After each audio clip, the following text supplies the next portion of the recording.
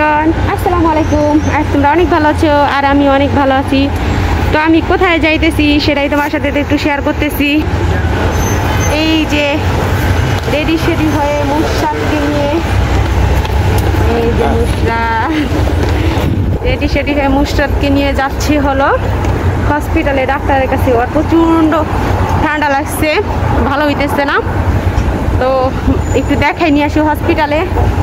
আর এই যে আমরা মা মেয়ে, আর এই যে মেট্রো যাব, এখন এটাকে দিয়ে নামতে হবে। তো আমি চলে আসলাম একদম নিচে ট্রেনের কাছে, মেট্রো ট্রেনের কাছে। একটু পরে ট্রেন আসবে আর সেই ট্রেনে চলে যাব। ট্রেনের জন্য সব আসছে। আর এই যে হচ্ছে এখানে ট্রেন লাইন, এটা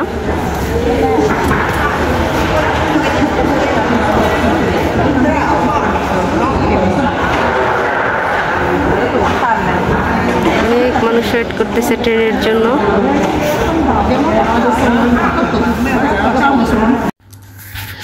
তো ট্রেনের জন্য অনেকক্ষণ যাবতীয় অপেক্ষা করলাম, 20 মিনিটের মতো। 20 মিনিট পরে দেখি ট্রেন আসতেছে। তো এই যে আলো যে দেখতে পাচ্ছেন, ওই যে আলো বাতি জ্বলতেছে, ওইটা হচ্ছে ট্রেন। তো ট্রেন এখনই এসে পড়বে। আর আমি আমার মেয়েকে নিয়ে ট্রেনে উঠে পড়লাম তাড়াতাড়ি করে, কারণ না হচ্ছে ট্রেনে জায়গা পাওয়া যায় না।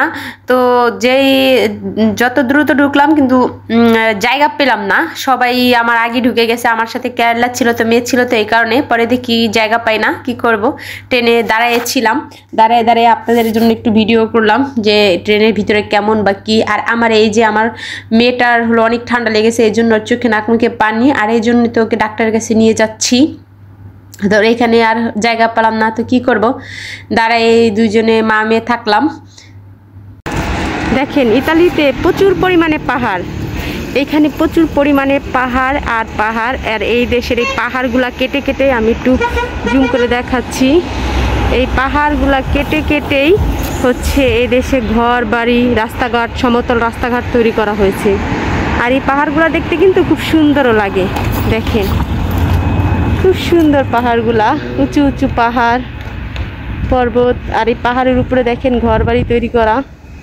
বললাম না, পাহাড় কেটে কেটে ঘর বাড়ি তৈরি করেছে, দোকানপাট, রাস্তাঘাট সবই তৈরি করেছে। আর এই পাহাড়ের মধ্যে ওরা চাষাবাদ করে, সারি সারি তাল গাছ।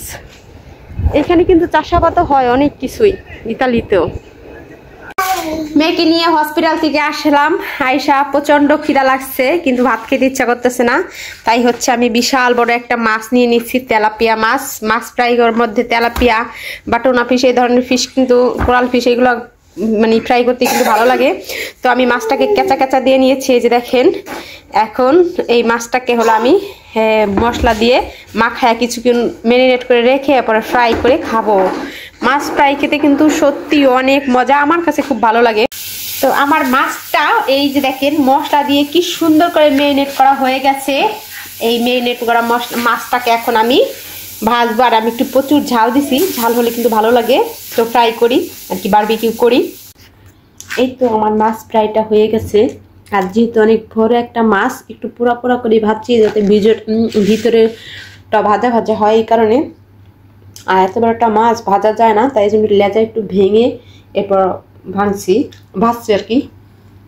তো সবাই ভালো থাকবেন, সুস্থ থাকবেন, আল্লাহ হাফেজ। আর আমিও খাওয়া দাওয়া করি।